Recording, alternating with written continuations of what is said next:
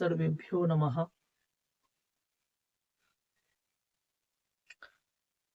આપણે વાત કરી રહ્યા છીએ સાચી ભક્તિ વિષય ઉપર.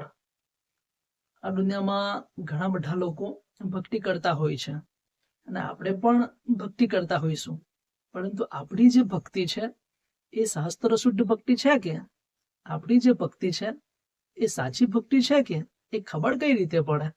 તો આપણા મહાપુરુષોએ અમુક વાતો કહી છે, મહાપુરુષોએ પોતાના અનુભવો કહ્યા છે અને સાક્ષાત ભગવાન શ્રી કૃષ્ણએ ગીતામાં કહ્યું છે કે મન્મના ભવ, તારું જે મન છે તે તું મારા અંદર લગાવ.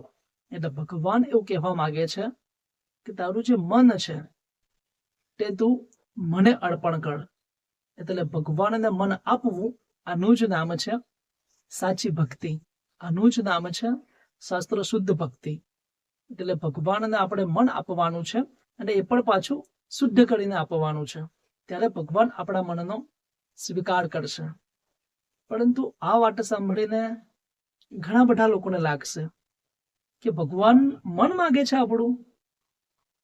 તો હું એવું કહેવા માંગુ છું કે ફક્ત ભગવાન જ મન નથી માગતા.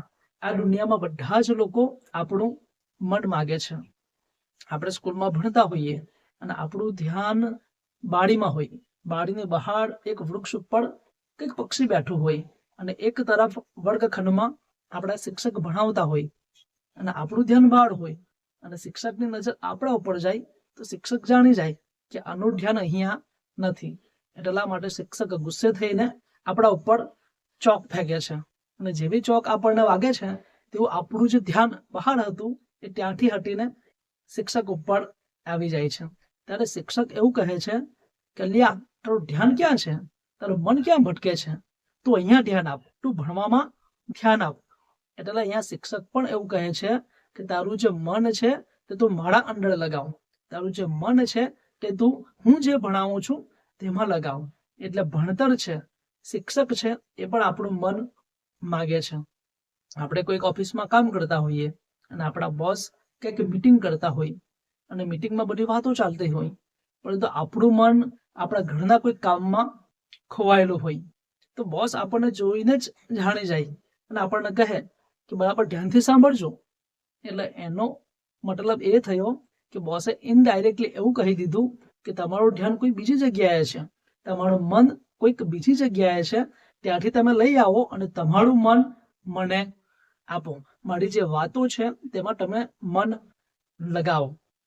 આપણે સાંજે આવીને ઘરે જમવા બેઠેલા હોઈએ અને આપણી પત્નીએ આપણી પસંદગીનું જ સરસ મજાનું જમવાનું બનાવેલું હોય.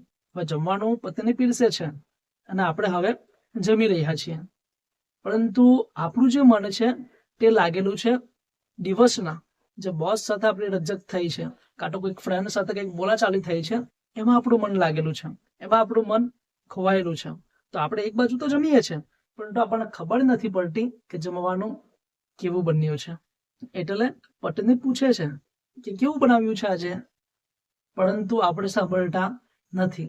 બીજી વખત પૂછે છે અને પછી એવું કહે છે કે તમારું ધ્યાન ક્યાં છે? ત્યારે અચાનક આપણને ખબર પડે છે કે હું તો જમી રહ્યો છું. આમ જ મોટા ભાગના લોકો યાંત્રિકતાથી જમે છે. ધ્યાન કંઈક બીજી જગ્યાએ હોય છે, મન કોઈક બીજી જગ્યાએ હોય છે અને એક બાજુ જમવાનું ચાલે છે. એક બાજુ આપણું મન ટીવીમાં હોય છે અને આપણે જમતા હોઈએ છીએ. એટલે જમવાનો જે આનંદ આવે છે એ આવતો નથી. એટલે પત્ની એવું કહે છે કે તમારું મન ક્યાં છે? ત્યારે આપણને ખબર પડે કે પત્ની આપણને કંઈક કહી રહી હતી અને આપણે કંઈક જમી રહ્યા હતા, પરંતુ જમવાનું કેવું બન્યું છે, પત્ની શું કહે છે એ આપણને ખબર પડતી નથી, કારણ કે આપણું મન કોઈક બીજી જગ્યાએ હતું.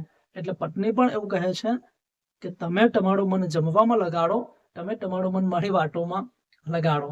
એટલે આજે પ્રત્યેક ઠેકાણે કોઈ પણ વ્યક્તિ અને ક્રિયા આપણા મનને માગે છે. એટલે એવું ના સમજો કે ફક્ત ભગવાન જ આપણું મન માગે છે. હવે આપણે આંખની સામે જ કોઈ વ્યક્તિ ઊભી હોય, પરંતુ આપણું મન જો બીજું કોઈ જગ્યા ભટકતું હોય, બીજું કોઈ વાતોમાં લાગેલું હોય, તો વ્યક્તિ આપણી સામે છે તે સૂર્યના કિરણો વ્યક્તિને ઉપર પડે છે, પછી એનું જ પ્રતિબિંબ છે એ ત્યાંથી રિફ્લેક્ટ થઈને આપણા રેટિના ઉપર આવે છે.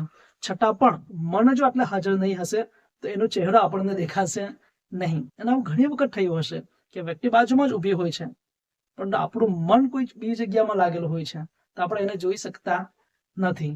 એટલા માટે દ્રશ્ય સામે છે, એ દ્રશ્યને કેચઅપ કરનારે આપણી જે આંખો છે, જે રેટિના છે, એ પણ છે, પરંતુ મન બીજી કોઈ જગ્યાએ હોવાથી દ્રશ્યને આપણે જોઈ નથી શકતા. એવું જ અવાજનું પણ થાય છે. કોઈ વ્યક્તિ આપણને બૂમ પાડતો હોય, કોઈ વ્યક્તિ આપણી સાથે વાત કરવા માંગતો હોય, પરંતુ આપણે કોઈક બીજા કામમાં વ્યસ્ત હોઈએ, આપણું મન કોઈ બીજા કામમાં લાગેલું હોય, તો વ્યક્તિના શબ્દો આપણા કાન સુધી આવે છે, કાન પણ એને કેચઅપ કરે છે, અને કાનનો જે પડદો છે એ પણ શબ્દોને ઝીલે છે, પરંતુ મન કોઈ બીજી જગ્યાએ હોવાથી એ શબ્દો આપણે સાંભળી શકતા નથી. એટલે આ દુનિયામાં જો કોઈ પણ કાર્યમાં સફળતા પ્રાપ્ત કરવી હોય તો એ કામમાં મનને પરોવવું ખૂબ જ જરૂરી છે. એટલે કોઈ પણ કાર્યની સફળતાનો આધાર આપણા મન ઉપર રહેલો છે. આપણે જે સુખ અને દુઃખનો અનુભવ કરીએ છીએ એનો આધાર પણ આપણા મન ઉપર રહેલો છે. અને એટલા માટે જ શ્રી કૃષ્ણ ભગવાને કહ્યું છે કે મન જ આપણું શત્રુ છે અને મન જ આપણો મિત્ર છે. એટલે મનને કેવું બનાવવું એ આપણા હાથની વાત છે.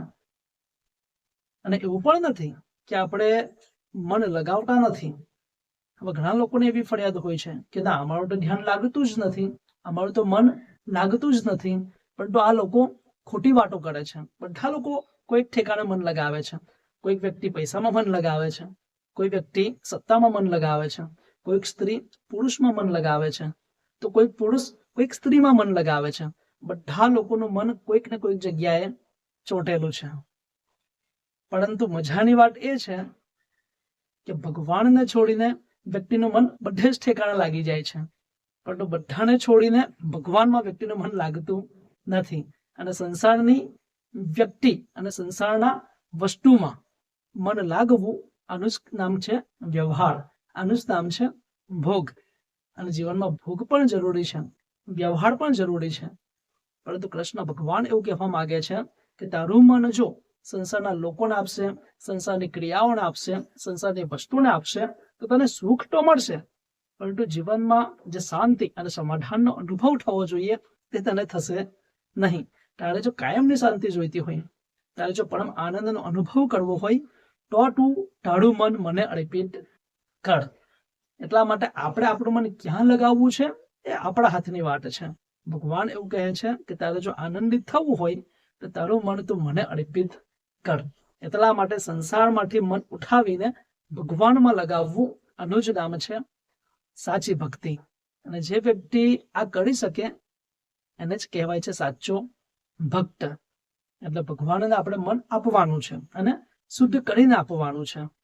હવે આગળ મહાપુરુષ શું કહે છે એ આપણે આવતા વિડીયોમાં જોઈશું.